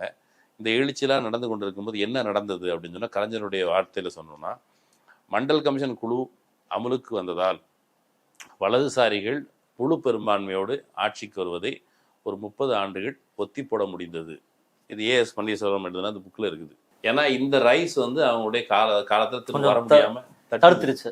இல்லைன்னா ஜனதா கட்சி இந்த எமர்ஜென்சி பீரியடை பயன்படுத்தி அது பிற்காலத்தில் அவங்க தான் ஆட்சிக்கு வந்திருக்கணும். ஆனால் இவங்களாம் ஜனதாலேருந்து தான் வர்றாங்க. அதை ஜனதாக்குள்ளே எல்லாரும் உள்ளே அணைச்சிக்கிட்டாங்க. அவன் அதுக்கு கரெக்டாக எப்படி பயன்படுத்திக்கிட்டான்னா, இப்போ எப்படி ஜனதா தளத்தை பயன்படுத்துறானோ ஒரு அதிமுக எப்படி பயன்படுத்துறானோ அது என்னன்னா, இப்போ ஆர்எஸ்எஸ் வந்து ஒரு பகுதி அங்கே உள்ள இருக்குது. அவங்க வந்து இரட்டை உறுப்பினர் முறை அது சார்ந்தா பிரச்சனை வந்தால் இவங்க பிரிஞ்சு பிஜேபின்னு தொடங்குறாங்க. அதுக்கு முன்னால் ஆர்எஸ்எஸ்க்கு ஒரு கட்சி கிடையாது, அது முதல்ல புரிஞ்சுக்கணும். பிஜேபி வந்து அவங்களுடைய ஒரு கட்சி வரலாற்றில். ஒருவேளை பிஜேபி பயன்படுத்தலாம், இன்னொரு கட்சியும் பயன்படுத்தலாம். லல்லு குறிவைக்கப்பட்டதுல அப்போ பிஜேபியே இல்லை. ஆக்சுவலா லல்லுக்கு இவ்வளவு அழுத்தம் கொடுக்கும்போது காங்கிரஸ் மட்டும்தான் இருந்துச்சு. நீங்க இப்ப இந்த அதிகார வர்க்கம் அல்லது பார்ப்பனம் நீங்க சொன்னா ஆட்டோமேட்டிக்கா அதை தான் நம்ம எல்லா கட்சிக்குள்ளேயும் இருக்குது. எல்லா கட்சி அதிகாரத்திற்குள்ளேயும் அவங்க இருந்தாங்க. பிஜேபி உருவானதற்கு பிறகு அந்த அழுத்தம் வந்து இன்னும் தீவிரமா, அது வந்து 2013 வாக்கில் வரணும். அது ஜனதா கட்சி முடிஞ்சதுக்கு பிறகு பிஜேபி வந்துட்டாங்க. இப்போ என்னன்னு கேட்டா, இந்த ஜனதா கட்சிக்குள்ள ஆர்எஸ்எஸ் இருந்தது இல்லை. ஏன் ஆர்எஸ்எஸ் வந்து இப்போ வந்து ஜேபிக்கு ஒரு நோக்கம் இருந்தது, கரப்ஷன், கரப்ஷனை ஒழிக்கணும், ஈக்குவாலிட்டி, இது மாதிரிலாம் அவருக்கு நோக்கம் இருக்குது. அந்த நோக்கம் இருந்தாலும் கூட அவருக்கு வந்து ஒரு ஊசலாட்டம் இருந்ததாக ஒன்று படிக்க முடியுது. என்னன்னு கேட்டால், மண்டல் கமிஷன் குழு பரிந்துரை அமல்படுத்தணுமானா இது வேணுமா, அது பிற்படுத்தப்பட்டவர்களே ரொம்ப பின்தங்கியவர்களுக்கு நம்ம உதவி செய்யலாம், இப்படி இடஒதுக்கீடு சாதி வாரியான வந்துச்சுன்னா அது பிரச்சனை ஆகிடும், இப்படி அபிப்பிராயம் தான் ஒரு முழு புரட்சியை கோரிய ஜெயபிரகாஷ் நாராயணனுக்கு இருந்தது. அதுலேருந்து வந்த மூணு பேர் வராங்க. நிதிஷ்குமார் வராரு, லல்லு பஸ்வான் வராரு, இவர் வராரு. அப்படினாலும் கூட லல்லு என்ன சொல்கிறாரு, எங்களுக்கு வந்து நாங்கள் இந்த பக்கம் கற்பூரி தாக்கூர், இந்த பக்கம் இவர், அதில் நாங்கள் கரெக்டாக இருந்தோம், எதுவும் பிரச்சனை இல்லை. ஆனால் பிஜேபிக்கு ஒரு நோக்கம் இருந்தது. என்னென்னு கேட்டால், இந்திரா காந்தி எமர்ஜென்சி அமல்படுத்தும் பொழுது சில சீர்திருத்த நடவடிக்கைகள் செய்கிறாங்க. இந்த தேசியமயமாக்கல், வங்கி தேசியமயமாக்கல் உள்ளிட்ட பிரச்சனைகள் பண்ணாங்க. நிலத்தை வந்து பகிர்ந்து கொடுப்பது, இந்த மாதிரி பிரச்சனைகள்லாம் பண்ணுறாங்கல்ல. அது வந்து அவங்கள பார்ப்பன உயர் சாதிகள் பொறுத்தளவுக்கு தங்கள் மீதான அட்டாக்காகவும் புரிஞ்சுக்கிட்டாங்க. அதை நம்ம நெகேட் பண்ணிட்டு புரிஞ்சிக்க முடியாது. ஒரு எடுத்துக்காட்டுக்கு, ஐ திங்க் இந்த பின்னி மில்ஸ் இருக்குல்ல, அந்த பகுதியில் ஒரு வீட்டுக்கு போயிருந்தேன் நான். அது வந்து சேட்டு வீடு. வீட்டுக்கு போனால் அந்த வீட்டுக்குள்ளே நுழைஞ்சு நடந்துக்கிட்டே இருக்கேன். நடந்து அடுத்த வாசல் வந்துருச்சு. அது எந்த வாசல் தெரியுமா, அது இன்னொரு ரோடு. இந்த ரோட்டில் நுழைஞ்சு அடுத்த ரோடு வந்துருச்சு. அவ்வளோ பெரிய வீடு வச்சுருக்காங்க. எங்களுக்கு இந்திரா காந்தி ரூல்ஸ் எங்களுக்கு பிடிக்கவே இல்லை சார், எங்களை வந்து ரொம்ப அநியாயம் பண்ணிட்டா. அப்படின்னா என்ன அநியாயம் பண்ணா அப்படின்னு கேட்டால், ஒரு வீட்டுக்குள்ளே ஒரு அண்டர் கிரவுண்டை திறந்து காமிக்கிறாரு. அதுக்குள்ளே பேங்க் நடத்திருக்காங்க கீழே அண்டர் கிரவுண்டில். இங்கே தான் சார் பேங்க் நடந்துருந்துச்சு, நாங்கள் குறைஞ்ச வட்டி தான் சார் வாங்கினோம், ஆனால் இது வந்து எல்லாம் வட்டி வாங்கி 2 ரோடுக்கு வீடு. இது வந்து பார்ப்பன உயர் சாதிகள் தங்களுடைய நலன்களுக்கு எதிராகவும் கருதினார்கள். அவங்க அந்த மூமெண்ட்டை தங்களுடைய ஒரு சரியான விஷயத்துலனா நமக்கு கிடைச்ச ஒருவனுக்கு ஒரு வாக்கு அப்படிங்கிறதாகட்டும், நம்ம படிக்கலான்னு ஒரு வாய்ப்பு கிடைச்சதாகட்டும், இது எல்லாமே ஏற்கனவே இருந்த சோஷியல் ஆர்டர், அந்த சோஷியல் ஆர்டருக்கு எதிரானது. அதை ரிவர்ஸ் பண்ணுறதுக்கான முயற்சியை அவர்கள் நீண்ட காலமாக செய்து வருகிறார்கள். எல்லாருக்கும் படிப்பு அப்படிலாம் கிடையாது. அப்போ யார் இந்த தச்சு வேலை யார் பார்க்குறது, இந்த வேலையெல்லாம் யார் பார்க்குறதுன்னு அவங்க இப்போவே ஓப்பனாக கேட்குறாங்க. அதை கேட்க முடியாமல் அதை ரிவர்ஸ் பண்ணுறதுக்கான முயற்சி நடந்து கொண்டு இருக்கும் பொழுது திடீர்னு மண்டல் கமிஷன் பரிந்துரைன்னு பாம்பு போட்ட உடனே அவங்களுக்கு வந்து அது அப்படி ஒன்று எதிர்பார்க்கல. அப்படி வந்ததை வந்து கொஞ்சம் அப்படி பேலன்ஸ் பண்ணிக்கிட்டு லல்லுவுடைய ரைஸை எப்படி முடக்கினாங்க அப்படின்னா, அந்த முகாம்லேருந்தே ஒருத்தர் பிடிக்கிறாங்க. அவர் நிதிஷ்குமார். அந்த பேர் வழி மாதிரி அவரை வந்து வழக்கமாக பல்டி குமார் அப்படின்னு லல்லுவே சொல்றாரு. எத்தனை பல்டி தான் அடிப்பாரு. 2013 இவர் என்ன பண்றாரு, மோடி இருக்கிற அப்படில மோடிக்கு எதிராக அவர் பேசுறாரு நிதிஷ்குமார். மோடியை பிரதமராக ஏற்றுக்க முடியாது, மோடி பிரதமராக இருந்தால் அவ்வளவுதான். அப்போ தேசிய ஜன கூட்டணிலாம் இருக்கிறாரு, ஆனால் மோடி வேண்டாம் அப்படின்னு சொல்றாரு. அவர் சீஃப் மினிஸ்டர் இருந்தபோது மோடியோடைய டீ பார்ட்டிக்கே போக மாட்டேன்னு தவிர்த்த நபர் அவர் நிதிஷ்குமார். ஆனால் மோடி பிரதமரானோன்னு அவருக்கு ஆள் விழுந்துட்டாரு. இடைக்காலமாக கொஞ்ச நாளைக்கு என்ன பண்ணாரு, லல்லு கட்சியோட சேர்ந்துக்கிட்டு 2015 பிஜேபி ஜெயிச்சாங்க. சேர்ந்து நின்று பிஜேபி ஜெயிக்கிறாங்க. ஜெயிச்சுட்டு இவங்களை கழட்டி விட்டு அங்கே போய் பல்ட்டி அடிச்சிட்டாரு. இப்போ பல்ட்டி அடித்ததுக்கு பிறகு அப்புறம் இடையில கொஞ்ச நாள் விமர்சிக்கவும் செஞ்சார். திரும்ப அந்த பக்கம் பல்ட்டி இந்த பக்கம் பல்ட்டி. எப்போதுமே அவருக்கு பல்ட்டியை தவிர வேற ஒன்றும் இல்லை. அது என்ன நடந்துருச்சுன்னு கேட்டால், அவர் மட்டும் பல்ட்டி குமாரா இல்லை, அந்த கட்சியில் வந்து வேற சாதிகள், குட்டி குட்டி சாதிகள் இருக்குல்ல, இவர் வந்து ஒரு 14% இருக்கிற யாதவ் சாதியை சேர்ந்தவர்னா பிற சாதியை சேர்ந்தவர்கள் எல்லாத்தையும் 86% மீதி இருக்கா, எல்லாத்தையும் அலைன் பண்ணாங்க. அதுக்கப்புறம் இஸ்லாமியர்கள் யாதவ் தவிர பிற சாதிகளை இவங்க மெல்ல மெல்ல திரட்டி நிதிஷ்குமார்ட்ட என்ன சொல்லிட்டாங்க, எடப்பாடி நீங்க எங்க கூட அட்ஜஸ்ட் பண்ணிருங்க, அது பேர் தான் வேற, எங்க கூட அட்ஜஸ்ட் பண்ணிருங்க, நாங்க வந்து உங்களை கூட இருந்து நாங்கள் காப்பாத்துறோம். ஏன்னா அவர் மேலேயும் ஒரு வழக்கு இருக்குது. ஒரு என்ஜிஓவுக்கு முறைகேடாக காசு கொடுத்தது அப்படிங்கிற முறையில் நிதிஷ்குமார் மேலே வழக்கு இருக்குது. திடீர்னு அவர் வந்து என்னங்க ஒரு லல்லுடைய மகன் வந்து சரியில்லை அப்படின்னு சொல்லிட்டு இந்த பக்கம் பல்ட்டி அடித்து போயிட்டார். ஸோ அந்த வழக்கு எல்லாம் வச்சுக்கிட்டு நிதிஷ்குமாரை வச்சு அந்த சாதி சோஷியல் இன்ஜினியரிங்கை இவர் யாதவ் அப்படிங்கிற முத்திரை குத்துது இருக்குல்ல. இப்போ வந்து அந்த சமயத்தில் நான் அங்கே இருக்கிற தலித்துகள்ட்டும் பேசியிருக்கிறேன். அவர்கிட்ட சில பயாஸ் இருந்தது. அப்படின்னா பயாஸ் இருந்ததுன்னா எப்படின்னா, தலித்துகளிடம் அவர் பாரபட்சம் காட்டவில்லை, ஆனால் அவரை சுற்றி எழுப்பப்பட்ட அந்த அதிகார வர்க்கம் இருக்குல்ல, ஏற்கனவே உயர் சாதி அதிகார வர்க்கத்திலிருந்து இந்த பக்கம் வரும்பொழுது கொஞ்சம் யாதவ் டாமினேஷன் அதிகார வர்க்கத்தில் அதிகமாக இருந்தது அப்படிங்கிற ஒரு பிரச்சனை உண்டு. அதை இவர்கள் வந்து பிற்படுத்தப்பட்ட மக்களுக்கு நீ அவங்களுக்கு வேலை வாய்ப்பு கொடு, இதர சாதிகளுக்கு வேலை வாய்ப்பு கொடு, அப்புறம் வந்து இவங்களுக்கு என்ன சொல்கிறது, இஸ்லாமியர்களுக்கு இடஒதுக்கீடு கொடு, அப்படி எதையும் கேட்கல. இவங்க வந்து இதை வாய்ப்பாக பயன்படுத்திக்கிட்டு எப்படி ஒரு வீழ்த்தலாம். அவர் ஒரு அரசியல் ரீதியாக ஒரு ஃபைட் வச்சார். அந்த ஸ்பிரிட் என்னென்னா, தமிழ்நாட்டில் நமக்கு என்ன இருக்குது, கலைஞர் வந்து என்ன சாதி அப்படிங்கிறது தமிழ்நாட்டு மக்களுக்கு ஏன் கவலைன்னா, அவரோட சாதி ரொம்ப குட்டியான ஒரு எண்ணிக்கையில் இருக்க சாதி. ஜெயலலிதா குட்டியான எண்ணிக்கையில் இருக்க சாதி. அப்புறம் வந்து எம்ஜிஆர், அதுவும் வந்து அவருடைய கருத்தின் அடிப்படையில் அவர் மன்றாடியார் அப்படின்னு சொல்கிறாரு. அது ஒரு குட்டியாக மன்றாடியாருங்கிற ஒரு சாதி, அது கவுண்டரில் ஒரு பிரிவு, மன்றாடியாரில் ஒரு சாதி. இதனால் மக்கள் வந்து அதை பொருட்படுத்தலை. பெரிய சாதியாக இருந்ததுன்னா இங்கேயும் ஜாஜெண்டை போட்டுருப்பாங்க, உங்கள் ஜாதியா ஏன் ஜாதியா, உங்கள் ஜாதி ஆட்சியில் இருக்குமா ஏன் ஜாதி ஆட்சியில் இருக்கணுமான்னு ஒரு சண்டை நடந்திருக்கும்.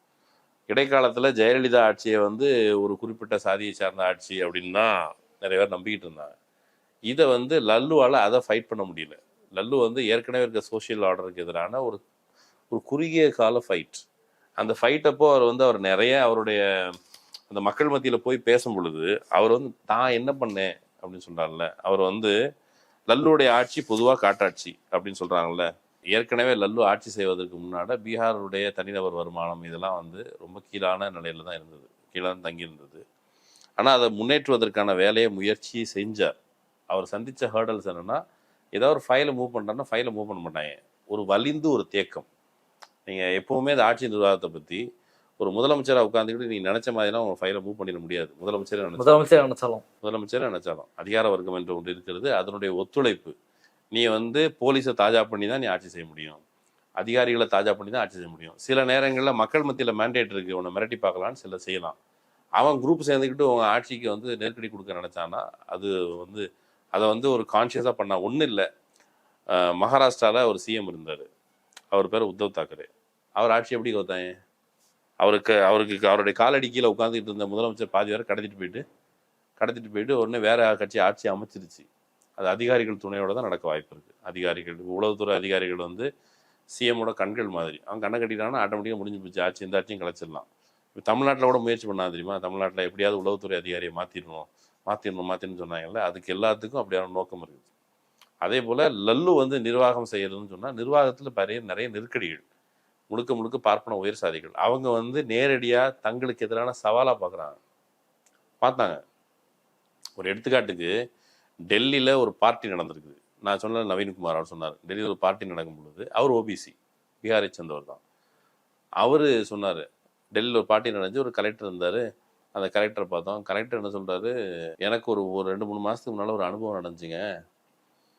நான் கலெக்டர் ஆகிட்டேன், ஆஃபீஸுக்குள்ளே போகிறேன், எனக்கு தண்ணி வைக்க மாட்டேங்கிறான். வந்தேன் பியூன்கிட்ட தண்ணி கேட்டால் தண்ணி வைக்க முடியாது.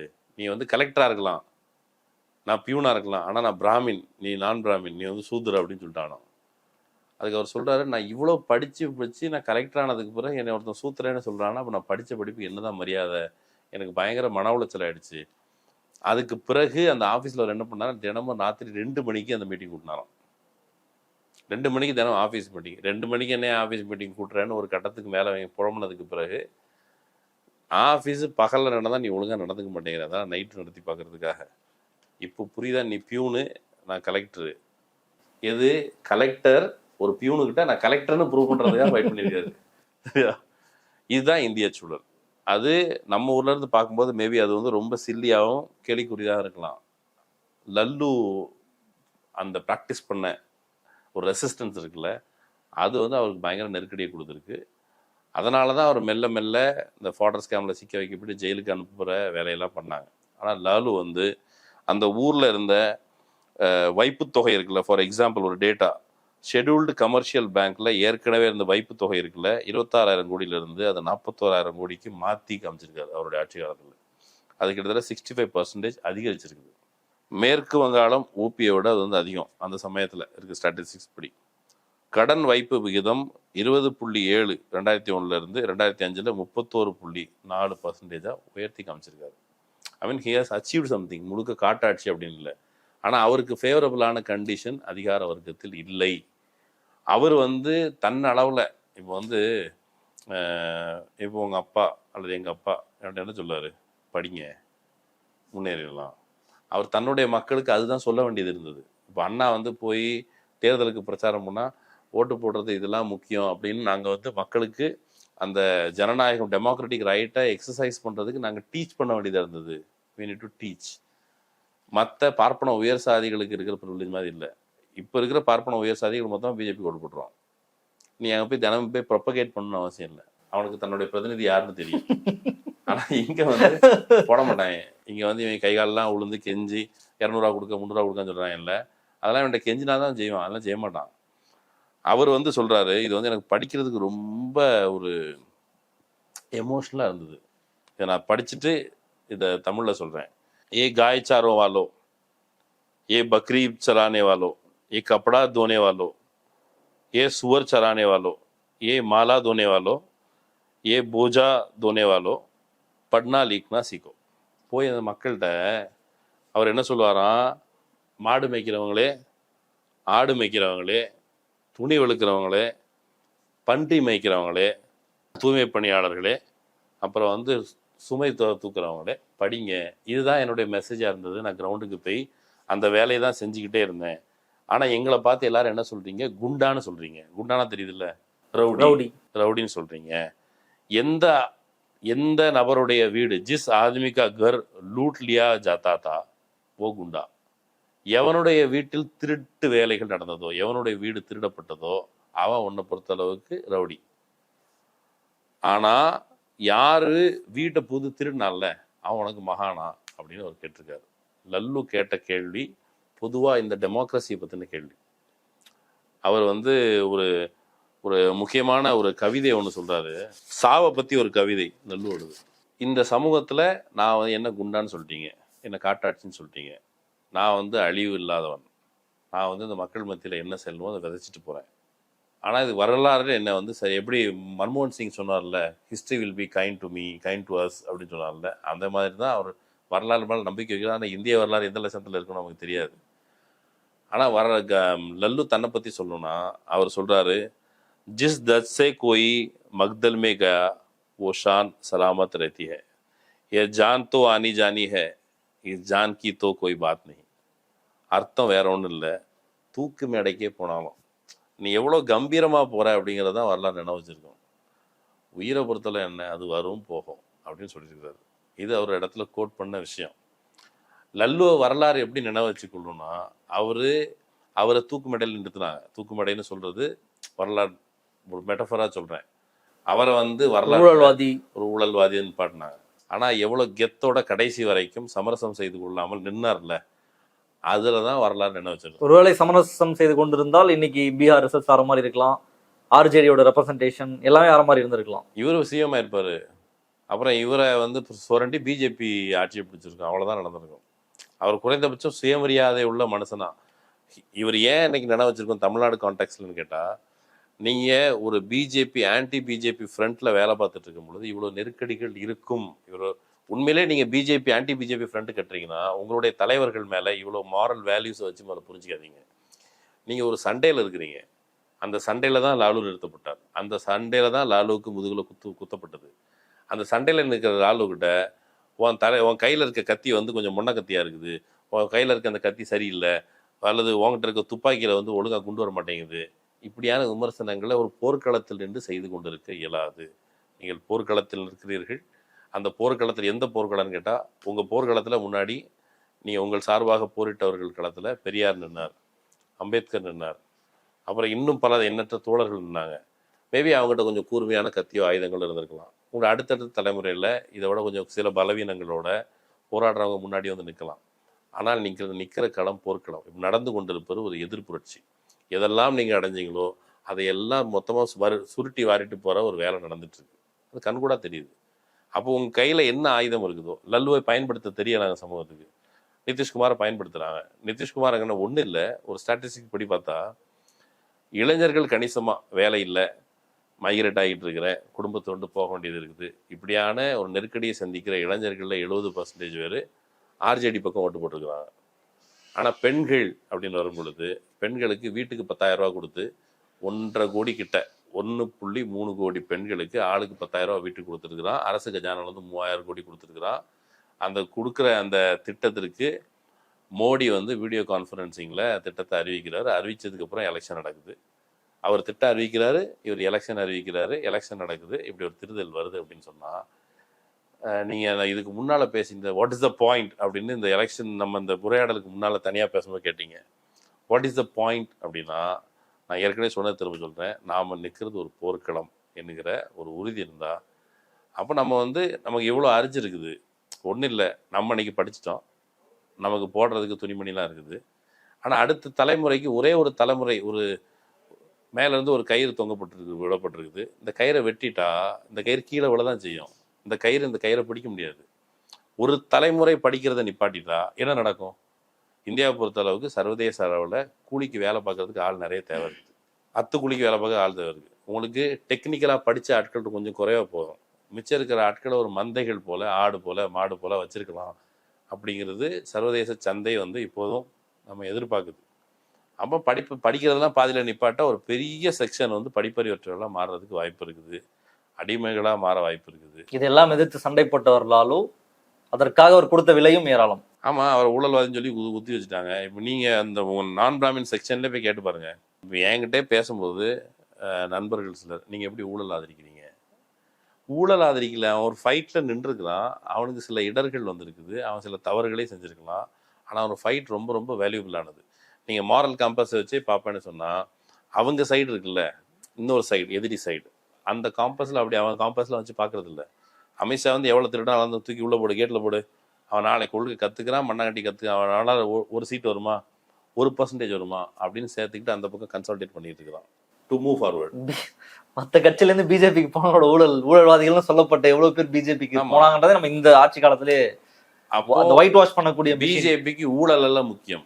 அப்போ உங்களுக்கு மட்டும் ஊழல் தான் முக்கியமா? நீங்க வந்து இவங்களை திருத்தத்தான் வந்திருக்கீங்களா? ஊழல் வந்து இந்த பக்கம் இருக்க பிஜேபி சார்பாக இருக்கிற சாதி தான் மிகப்பெரிய ஊழல். லல்லுவை புரிந்து கொள்ளணும்னா அந்த சாதிங்கிற சிஸ்டத்தை புரிஞ்சுக்கணும்.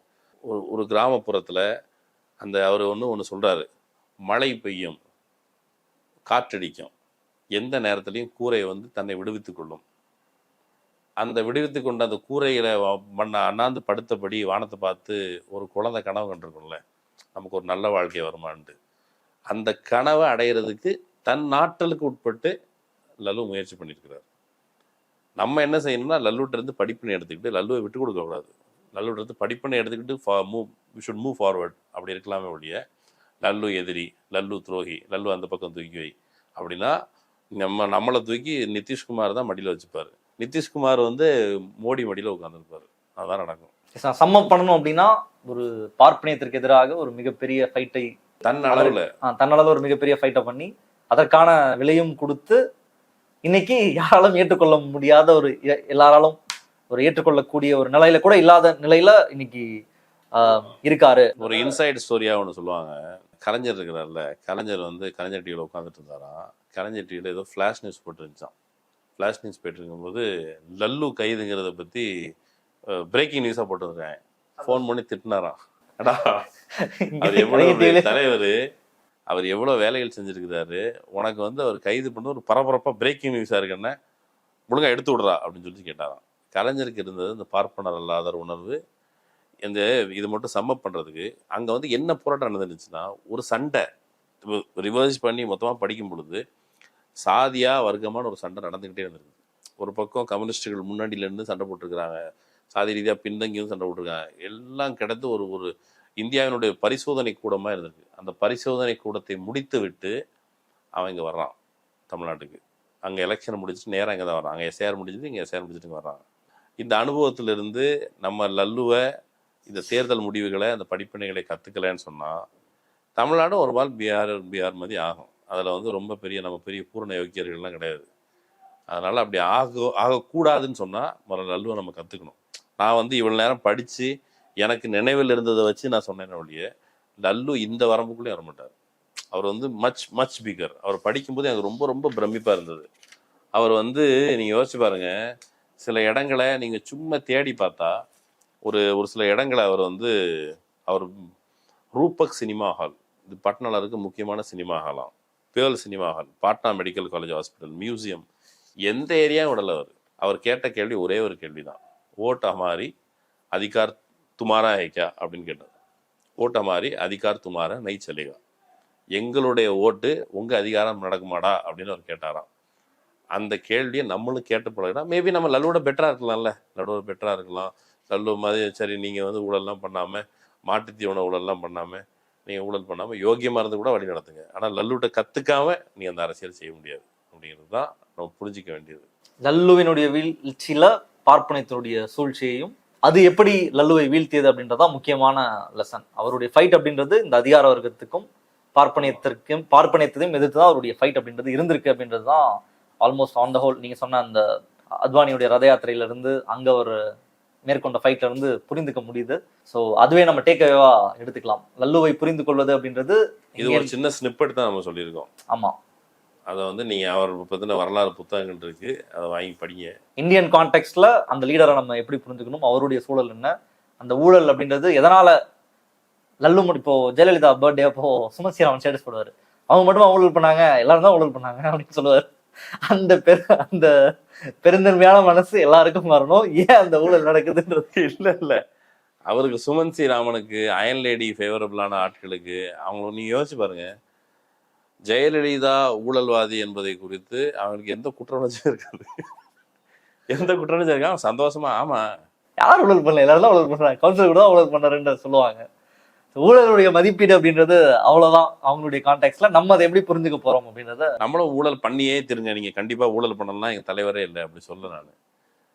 நீங்க வந்து ஓகே இந்த ஊழல்வாதிகள் எல்லாரையும் அரசியல்வாதிகள் எல்லாத்தையும் போட்டு ஒரு ஹாலில் போட்டு மண்டபத்தில் அடைச்சிரும், எல்லாத்தையும் ஜெயிலில் போட்டுரும், இந்த ஊழல் ஒழியுமா அப்படின்னா அப்படிலாம் ஒன்றும் ஒழியாது. இது வந்து அவ்வளோ சிம்பிளான மேட்ரு கிடையாது அப்படிங்கிறத நம்ம புரிஞ்சுக்கணும். இந்த கான்டெக்ஸ்டில் நம்ம லாலுவை புரிஞ்சுப்போம். நேரத்தை ஒதுக்கி உங்களுடைய கருத்துக்களை பயன்படுத்தி ரொம்ப ரொம்ப நன்றி. வீடியோ பிடிச்சிருந்தா லைக், ஷேர், கமெண்ட் பண்ணுங்க, சப்ஸ்கிரைப் பண்ணுங்க. மற்ற நிகழ்ச்சியை சந்திப்போம். நன்றி, வணக்கம்.